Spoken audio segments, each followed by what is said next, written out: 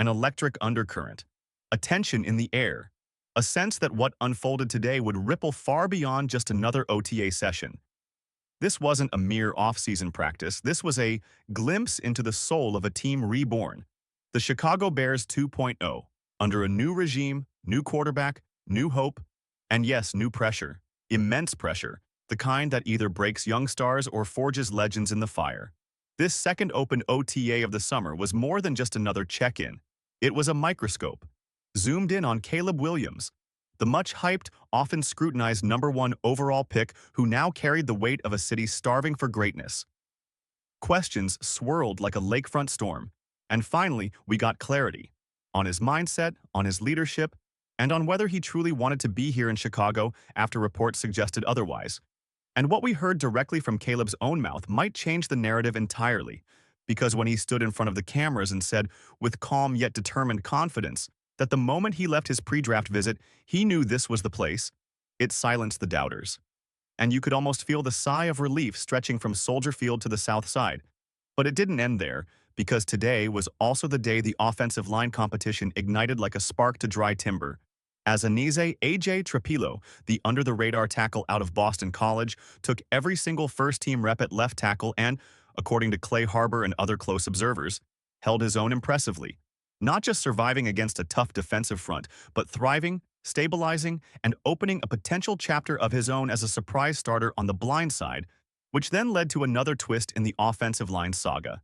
Darnell Wright, long assumed to possibly switch sides and move to left tackle, is staying put at right tackle for now, and that's not insignificant, because it signals clarity in the trenches, that the Bears under Ben Johnson may finally be forming a line not just of blockers, but of bodyguards for Caleb Williams.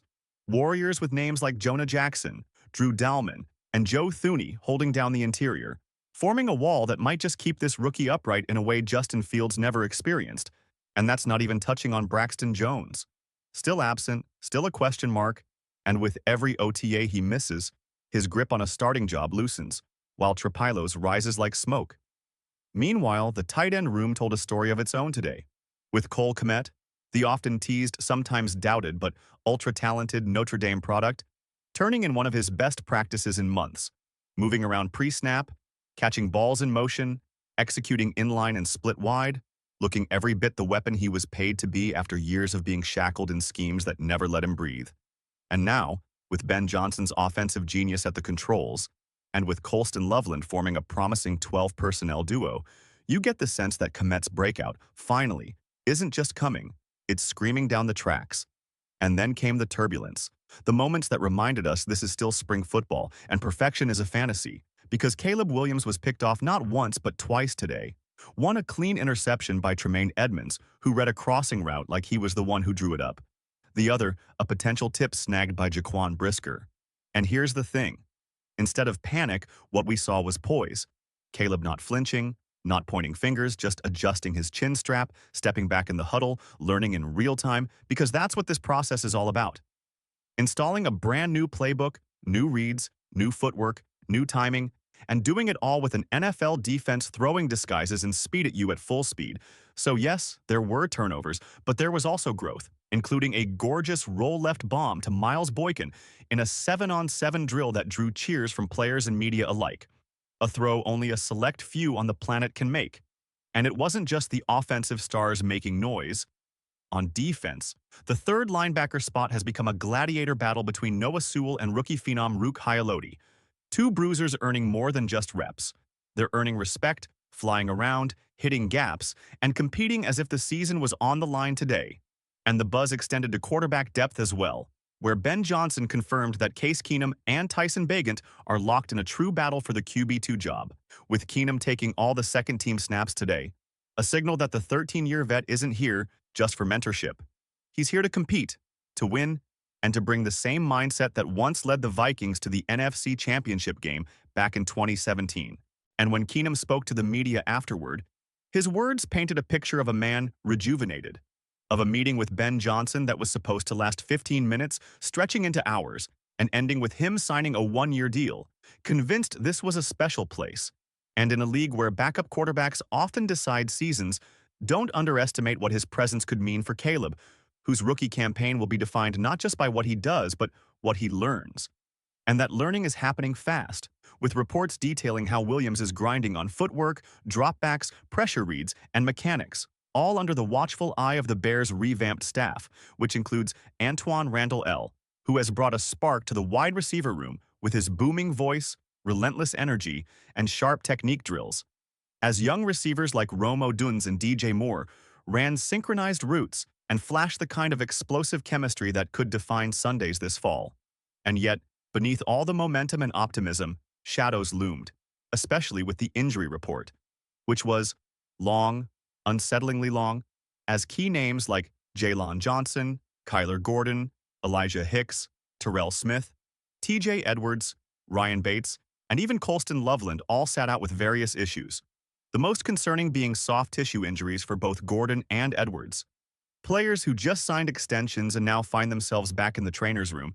And it's not just the physical setbacks that sting, it's the psychological impact, the dread of another season marred by fragility. So Ben Johnson urged caution, patience, and most of all, not to rush anyone back, because lingering injuries in May become season killers in November, and perhaps that's why there's a palpable sense of urgency, but also restraint around the building. Everyone wants to push, to prove, to prepare, but no one wants to break. And as Ben Johnson addressed the media post-practice, he didn't mince words.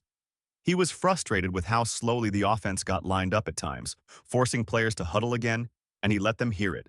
Because this isn't college anymore. This is the NFL. And Johnson, for all his West Coast charm and offensive brilliance, has a hard edge, a coach unafraid to demand perfection, and that fire might be exactly what this team needs, especially a young quarterback who has all the tools but still needs polish.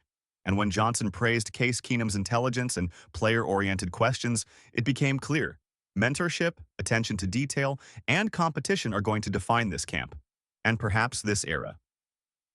Caleb himself echoed that theme, speaking directly to the swirling media storm from ESPN that questioned whether he even wanted to be a Bear, and he squashed it with finality, saying his intent to come here was deliberate, focused, and undeterred, and that the whole firestorm was an unfortunate distraction, a moment he wanted to end now so he and the team could focus on what really matters: football, winning, building a new identity.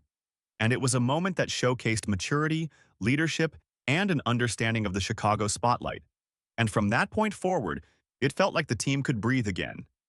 So yes, while the second open OTA of the offseason may have appeared on the surface to be just another warm-up, in reality, it was a gauntlet, a test of character, chemistry, resilience, and vision.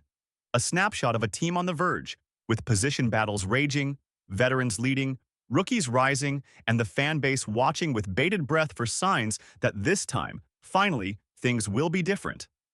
And as we move toward minicamp and deeper into the summer, remember this. You don't build dynasties in September.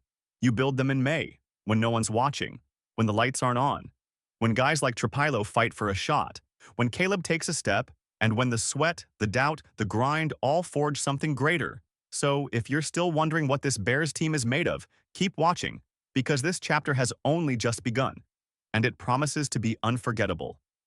Bear down.